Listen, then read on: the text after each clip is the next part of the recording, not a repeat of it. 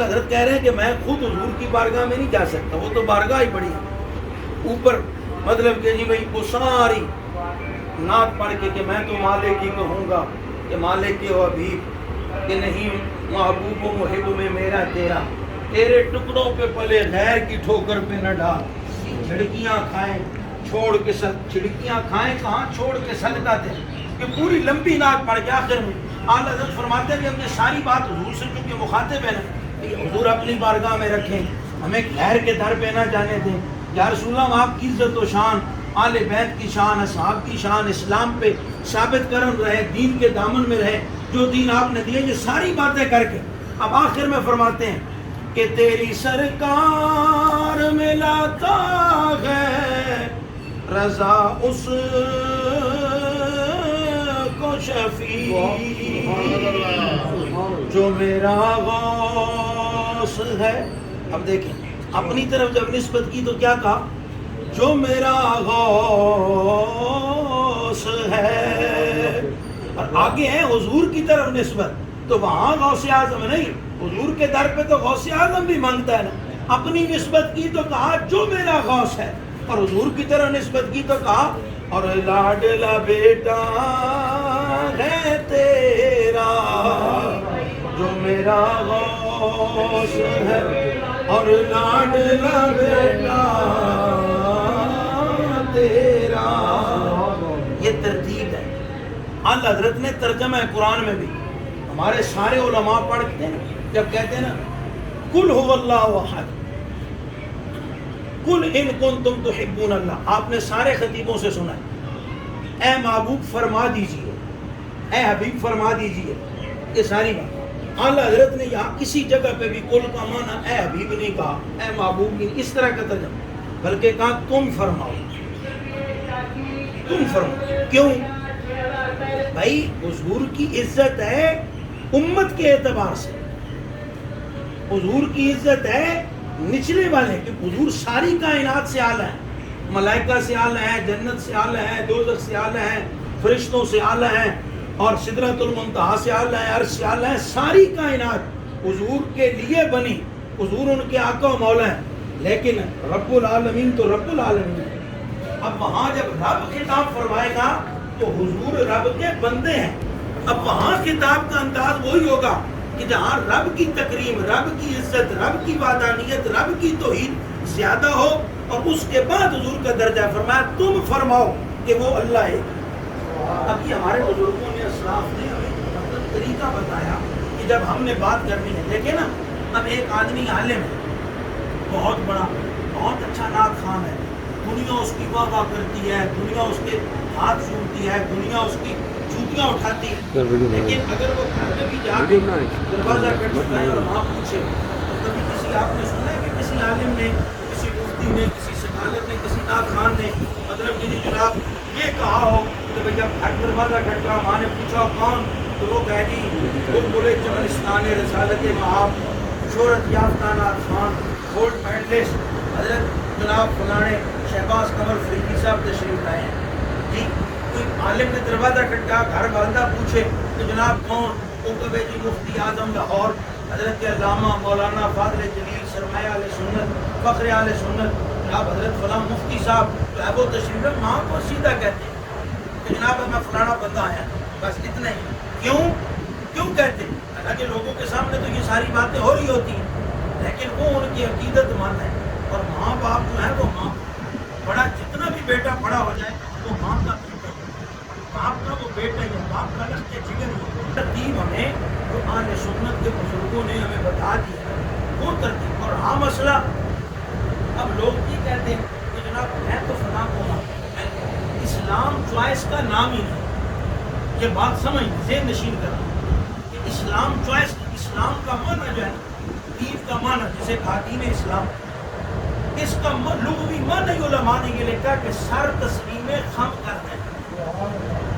اپنی گردن جھکا دینا، گردن جھکانے کو ہی انہوں نے اسلام یہ ہونا، وہ نہیں جی نہیں مولوی گلا کر دے پر میری محبت نہیں فلان آتے ولی سارے ہونے پر میں بابا فرید نماندہ، اب اسلام اس کا نہیں، صحابہ سارے ہیں میں تو فلاں صحابی کو مانتا ہوں، آل بیت تو سارے مجھے محبت فلاں سے، اہل سنت کا نہ یہ طریقہ ہے، نہ دین اسلام کا یہ طریقہ ہے۔ اسلام یہ ہے ہی، اسلام کا معنی گردن جھکا دینا۔ دیکھیں کتنا قریبی سے قریبی آدمی ہو، کتنا قریبی سے قریبی تعلق ہو، کتنی قریبی سے قریبی رشتہ داری ہو، کلمہ نہیں پڑھا، مسلمان نہیں،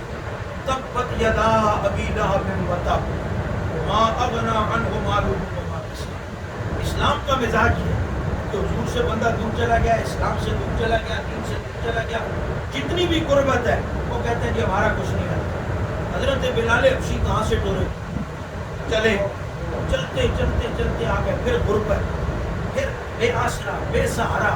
امیہ بن خلف جو ہے وہ تشدد کرتا ہے، مارتا ہے، میلہ اوقات میں بکتے بکاتے روزانہ منڈی میں، لیکن مکے کا سردار، مراد رسول، مکہ المکرمہ کا سب سے بڑا غیرت مند اور جری آدمی حضرت عمر بن خطاب رضی اللہ تعالیٰ عنہ، وہ فرماتے ہیں کہ ابو بکر سیدنا فاطمہ کا سیدنا، ابو بکر بھی ہمارا سردار ہے، اور جسے ابو بکر نے خرید کر آزاد کیا وہ بھی ہمارا سردار ہے۔ اسلام کا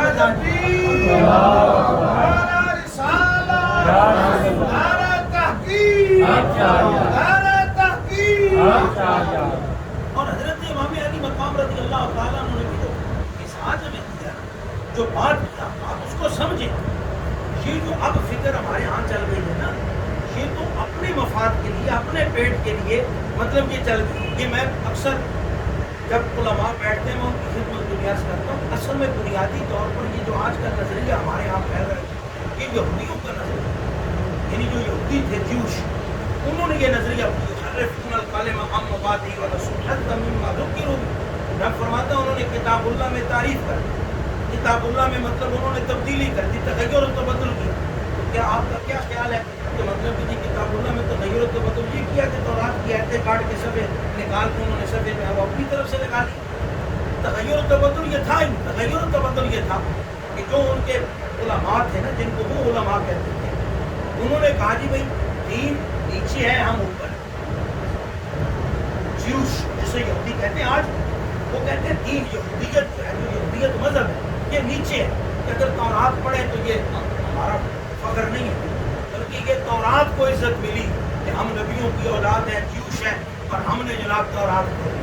اگر ہم کلیسا میں چلے گئے تو وہ کلیسا بڑا بابرکت ہو گیا کہ جناب مطلب کہ اس میں جیوش یہودی جو ہے، کیوں کہ جیوش یہودی تو انبیاء کی اولاد ہیں، یہ تو پکے جنتی ہیں، بدکاریاں کریں، رشوت کھائیں، چوری کریں، ڈاکے ڈالیں، نماز نہ پڑھیں، مذہب کو چھوڑ دیں، سب کچھ، کیونکہ وہ اوپر اعلیٰ لوگ ہیں اور دین نیچے ہے بہت۔ یہ چوری کرنا جرم ہے لیکن دین ہے، ڈاکہ مارنا جرم ہے لیکن یہ دین ہے، اور دین تو ان کے پاؤں کی جوتی ہے، اور مطلب کہ وہ بہت اوپر ہے۔ اچھا یہودیوں سے چلتے چلتے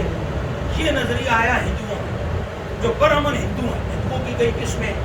شودر بھی ہیں، کھتری بھی ہیں، برہمن، جو برہمن ہندو ہیں انہوں نے یہودیوں سے نظریہ لے کے تو یہ دیا کہ بھائی ہندو مذہب جو ہے، ہندو دین جو ہے وہ ہمارے پاؤں کی جوتی ہے، وہ ہم سے نیچے ہے۔ اگر برہمن ڈل کھڑکاتا ہے جو ان کی مذہبی عبادت ہے تو وہ یہ نہیں کہ وہ عبادت کر رہا، بلکہ اس جو زنجیر کو اور ڈل کو اس برہمن کا ہاتھ لگا نا، وہ ڈل بڑا بابرکت ہو گیا، اس کو چومو، کیوں فلاں برہمن ہندو آئے تھے اور وہ جناب آ گئے، کیوں یہ تو دین سے بہت اوپر ہے، اعلیٰ لوگ ہیں، دین تو ان کے گھر کی لونڈی ہے، اور دین تو اب یہ عقیدہ یہودیوں اور ہندوؤں سے لے کے اب ہمارے لوگوں نے بھی لے لیا۔ پہلے وہ جو کالے کپڑے پہنتے تھے انہوں نے لیا، اب ہمارے پیروں نے بھی لے لیا۔ اب سنتے آپ درباروں پہ جا کے کہ جناب فلاں کام حضرت صاحب چوری، چھوڑو جی حضرت صاحب کمال ہو گئی، مطلب کہ چوری نہیں، یہ تو سید ہے، ہم امت ہے، یہ سید ہے، ہم امت ہے، یہ سید ہے، ہم امت ہے۔ کیا مطلب بھائی سید دین سے اوپر والی کسی شے کا نام، نماز پڑھے تو اس کا مطلب ہے کہ اب دیکھیں نا آپ شیعوں کی جتنی منقبتیں پڑھیں گے نا، جیسے افضل قادری صاحب نے یہ اس کی آگے بھی پڑھی، شیعوں کی جتنی ان میں آپ کو یہی ملے گا کہ دیکھو جی دین کو جو ہے سہارا حسین نے دیا، دین کی پناہ حسین ہے، دین کا مطلب کہ جی ہاتھ حسین ہے، دین کے پاؤں حسین ہے، دین کا سر حسین ہے، حسین اوپر ہے، دین نیچے ہے، بس اگر وہ نہ رٹتے تو دین رٹ جاتا، اگر وہ کربلا میں نہ جاتے تو فلاں ہو جاتا، وہ یہ نہ کر، کیوں یہ فکر کہ بھئی سید اوپر ہے دین نیچے ہے، ان کا مزاج ہے، انہوں نے اپنی قوم کو بتانا ہے۔ ہم کہتے ہیں نہیں نہیں نہیں، ان الدین عند اللہ الاسلام، کہ رب کا جو دین ہے یہ اتنا معتبر ہے کہ امام الانبیاء بھی جب طائف میں جاتے ہیں اور وہ لو لوہان ہو جاتے ہیں، آپ کے جسم مقدس سے اتنا خون مبارک بہتا ہے کہ آپ کی نالین پاک آپ کے خون مقدس کے بوسے لینے لگ جاتے ہیں، تو حضور نے یہ تکلیف کیوں برداشت کی؟ دین کے لیے۔ حضرت امام علی مقام نے جو ہمیں مزاج دیا وہ یہ ہے کہ مثلا ہم نے قومی طور پر واقعہ کربلا کو ہم نے بالکل لفافے میں غربت، بے بسی، یا پھر یہ کہ حسین بہت اوپر ہے، دین کو بچانے کے لیے گئے، وہ جد و جہد، اسلامی انقلاب، اسلام کے لیے کردار، وہ سب کچھ عالم کفر نے سازش کر کے لفافے میں لپیٹ کے الماری میں رکھ دیا۔ انہوں نے کہا نہ آپ نے قرآن پڑھنا ہے، نہ حسین کی فکر دیکھنی ہے، نہ صحابہ کو دیکھنا ہے، تم بس ادھر ہی رہو کہ وہ بہت اونچے لوگ تھے، ہم ان جیسے ہو نہیں سکتے، دین ذلیل ہوتا پھر ہم نے کوشش بھی نہیں کرنی۔ جد و جہد اس پیٹ میں لٹا کے ہمیں وہ لفافے میں الماری میں رکھ دیا اور واقعہ کربلا کو، ہر شہادت کو یہی کر دیا کہ روک لو جی، کر لو جی، فلاں کر لو۔ حضرت امام علی مقام کا جو پیغام ہے وہ یہ ہے کہ دین بہت بلند ہے، کہ دیکھو اس میں حسین جیسا قیمتی آدمی بھی اپنے آپ کو۔ حضرت امام علی مقام نے بتایا نا کہ جو قیمت ہے، قیمتی کتنے ہیں، بلند ہے تو بلند کتنے ہیں، کہ میدان کربلا میں کھڑے ہو کے حضرت امام علی مقام نے ان سارے یزیدیوں کو جو خطبہ دیا، آپ نے فرمایا بتاؤ اس وقت پوری روئے زمین پر سوائے حسین کے اور پوری کائنات میں مشرق سے مغرب، شمال سے جنوب، پوری کائنات میں بتاؤ کہ کوئی بندہ میرے علاوہ یہ دعویٰ کر سکتا ہے کہ امام الانبیاء میرے نانا ہے، حضرت سیدہ فاطمہ میری ماں ہے، حضرت مولا کائنات میرے والد ہے، تو میں بتاؤں میرے علاوہ یہ کوئی دعویٰ کر سکتا ہے کہ میں نبی کا نواسا ہوں؟ انہوں نے کہا نہیں۔ آپ نے فرمایا پھر دیکھو میں اسلام کے لیے کھڑا۔ آپ نے جو اہل مصر کو خط لکھا نا، اس میں بڑی آپ نے واضح لفظوں میں بتایا کہ میں اسلام کی جدوجہد کر رہا ہوں، میں اسلامی انقلاب کے لیے جو ہے وہ میدان کربلا میں جا رہا ہوں۔ میں چاہتا ہوں کہ دین مصطفیٰ جو ہے وہ شریعت جو ہے وہ انسان اپنی زندگیوں پر لاگو کرے، مسلمان جو ہے وہ اس پیغام کو سمجھے۔ حضرت امام علی مقام رضی اللہ تعالیٰ عنہ شہادت اس لیے بھی منفرد ہے کہ رب نے جو فضیلت والی باتیں اہل اسلام کے لیے بیان کی، تو کسی شہادت میں ایک تھی، کسی شہادت میں دو تھی، کسی شہادت میں تین تھی۔ مطلب رب نے فرمایا کہ جو شہید ہے وَلَا تَقُولُوا لِمَنْ يُقْتَلُ فِي سَبِيلِ اللَّهِ أَمْوَاتٌ، جو بندہ رب کے راستے میں اپنی جان دے دے اسے مردہ نہ کرو، بل احیاء ولیکن لا تشعرون، بلکہ وہ زندہ ہے لیکن تم ان کی زندگی کا شعور نہیں رکھتے۔ اب یہاں کا شعور کا جو بعض مفسرین نے معنی کیا نا، انہوں نے کہا یہاں سے اسی زندگی کو آئے، یعنی یہ ہماری زندگی ہے نا، یہاں کا شعور سے کچھ کہتے ہیں، ثابت یہ ہو رہا ہے کہ رب فرماتا ہے کہ کس طرح تم زندہ ہو نا، اسی زندگی ہے کہ تمہیں اختیار حاصل ہے، تم بول سکتے ہو، تم جا سکتے ہو، تم آ سکتے ہو۔ جو شہید ہیں، جو انبیاء ہیں، ان کی جو زندگی ہے وہ حصی ہے، وگرنہ جس کو من کی زندگی کہا جاتا ہے تو مردہ سنتا ہے، مردہ جو ہے وہ جواب دیتا ہے، مردہ جو ہے وہ کسی کو دیکھ سکتا ہے۔ تو پورا بار مسلمانوں کے لیے بھی ہے، یہ مال حضرت نے پورا اس میں رسالہ لکھا ہے، اسماء والاموات کی بیان الحیوات والممات، کہ زندہ اور مردہ لوگوں میں فرق اور مردوں کو سننے کا بیان، اس پر اعلیٰ حضرت نے پورا رسالہ ہے، اس پر اعلیٰ حضرت نے 70 چیزیں لکھی کہ مردے کی قبر حکم ہے، شہداء کی بات نہیں کرتا۔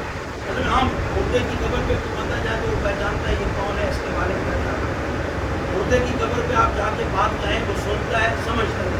آپ کو جواب بھی دیتا ہے، لیکن ہمارے یہاں وہ جیسے نہیں ہم اس کے بات سنتے ہیں۔ مردے کی قبر پہ بیٹھے تو اس کو تکلیف ہوتی ہے، مردے کو زندگی میں جس بات سے تکلیف ہوتی تھی اگر آپ وہی بات اس کی قبر پہ جا کے کریں تو اس کو تکلیف ہوتی ہے۔ مردہ زندگی میں جس بات سے خوش ہوتا تھا آپ اس کی قبر پہ جا کے اس کے لیے وہ بات کریں تو وہ مردہ خوش ہوتا ہے، وہ مردہ جو ہے وہ جانتا ہے۔ اگر آپ اس سے کلام کرتے ہیں وہ آپ کی بات سنتا ہے، جواب بھی دیتی ہے۔ 70 باتیں اعلیٰ حضرت نے ہر مردے کے لیے لکھی۔ میں تو بات ہر مردے کی تو نہیں کر رہا، میں تو امام علی مقام کی بات کر رہا ہوں کہ بل احیاء ولکن لا تشعرون۔ تو انہوں نے کہا جب سنتا ہر مردہ ہے تو کیا اگر ہم کہیں امام علی مقام کی سنتے تو فضیلت کیا ہے؟ اگر ہم یہ کہیں کہ مردہ جو ہے وہ بات کا جواب دیتا ہم نہیں سن سکتے، وہ کہتے ہیں یہ بات امام علی مقام کے لیے تو ویسے فضیلت کیا، یہ تو ہر مردے کے لیے ہے۔ تو مفسرین نے کہا بل احیاء ولکن لا تشعرون، وہ زندہ ہیں وہ ممکن نہیں رکھتے، مطلب اب وہ کیسی اسی زندگی ہے، رب فرماتا ہے اس کا تمہیں شکر و اذعان نہیں، لیکن کس مقام پر رب نے جو راستہ بتایا کہ اس راستے میں کتنی دشوار گزار مقاموں کو عبور کر کے اس مقام پہ کھڑے ہونا ہے کہ حیات جاویدانی مل جائے. میں وَلَنَبْلُوَنَّكُمْ بِشَيْءٍ مِّنَ الْخَوْفِ وَالْجُوعِ وَنَقْصٍ مِّنَ الْأَمْوَالِ وَالْأَنفُسِ وَالثَّمَرَاتِ. انہوں نے کہا کہ اب رب نے یہ کر دیا, یعنی نقص مال بھی ہو, میں جان کی قربانی بھی دینی پڑ سکتی ہے, خوف بھی ہو, بھوک اور پیاس بھی ہو, ممکن ہے روٹی نہ ہو. انہوں نے کہا صحابہ کی جب شہادتیں ہوتی رہی نا تو کسی مقام پہ خوف تھا, لیکن بہت زیادہ اس طرح بھوک پیاس بڑی شدت تھی. کسی غزوہ میں بھوک تھی لیکن پانی موجود تھا. کسی غزوہ میں یہ ہوا کہ ایک آدھ بندہ شہید ہوا, کسی خاندان کا, کسی گھر کا, باقی افراد بچ کے آ گئے. پھر کسی گھر کے 4 آدمی تھے تو 2 شہید ہو گئے, پھر 2 بچ گئے. انہوں نے کہا جزوی طور پر یہ راستے آتے رہے, مقام ان کا بھی بہت زیادہ ہے, لیکن انہوں نے کہا حضرت امام علی مقام کو انفرادیت یہ ہے کہ اس میں جتنی مناظر اللہ تبارک و تعالیٰ نے بیان کی نا, شیء من الخوف, کہ خوف بھی آیا, مدینہ شریف سے نکلنا پڑا, مکہ شریف سے نکلنا پڑا, والجوع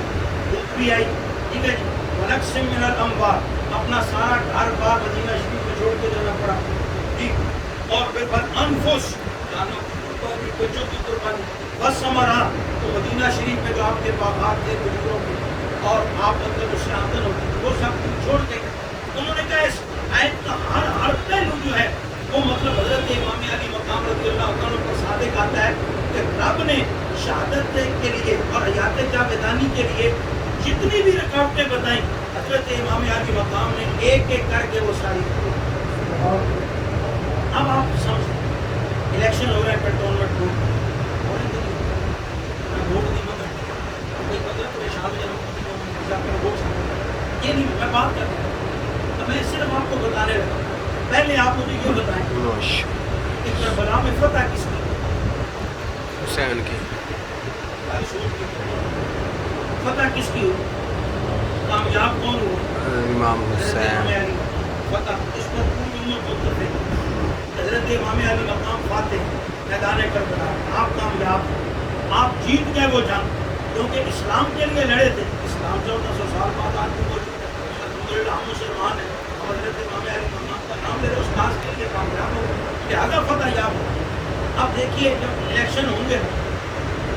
تو جناب اب جو فتح جیت گئے, جو اس کے ظاہر ہے کچھ سپورٹر کو, ووٹر کو, اس کے دار کو جو ہمارے,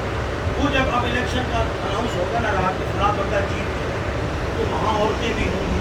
ہائے ہوئے ہائے, ہائے ہوئے ہائے, ہائے ہوئے ہائے, رونا والے جو لوٹ گئے, لوٹ گئے. بندہ ساڈا جیت گیا, جیت گیا, ہائے ہوئے ہائے, جیت گیا پر ہائے. دنیا میں اگر سنیں آپ, کبھی دنیا میں تو بندہ جیتا ہو, بندہ کامیاب ہو, اچھا بندہ جب کوئی سعودیہ, انگلینڈ, یورپ, ٹھیک ہے, وہ کامیاب ہو گیا, اس نے وہاں ملازمت کی, پیسے کمائے, وہاں سے پیسے ڈالر اور مطلب کہ یہ پاؤنڈ بھیجے, یہاں ڈی ایچ اے میں کوٹھی بنا دی, 4-5 کاریں بنا لی, زمین بنا لی, جائیداد بنا لی. اب اس نے کہا یار میں پاکستان جاتا ہوں, ظاہر ہے میں نے پلازا بھی بنا لیا, زمین بھی بن گئی, ڈی ایچ اے میں کوٹھی بن گئی. چاہے غریب کسی دیہات کا گاؤں کا لڑکا, جب انگلینڈ تو جہاز دولت تھا, ہائے ہوئے ہائے ہوئے ہائے, ہائے ہوئے ہائے, انہوں نے کی ہوئے جڑے ساڈا منڈا آیا سی خوش ہو رہے, انہوں نے کہا کیوں نہیں, انہیں کی جڑی انگلینڈ گیا ہوا سی, انہیں کہا پھر جڑے نے ڈی ایچ اے کوٹھی بنائی, آئے پتر ہائے, جڑے نے اور نہیں, جڑے نے 100 کلے زمین بھی خریدی, ہائے ہوئے ہائے, اور انہوں نے پلازا بھی بنایا, ہائے ہوئے ہائے.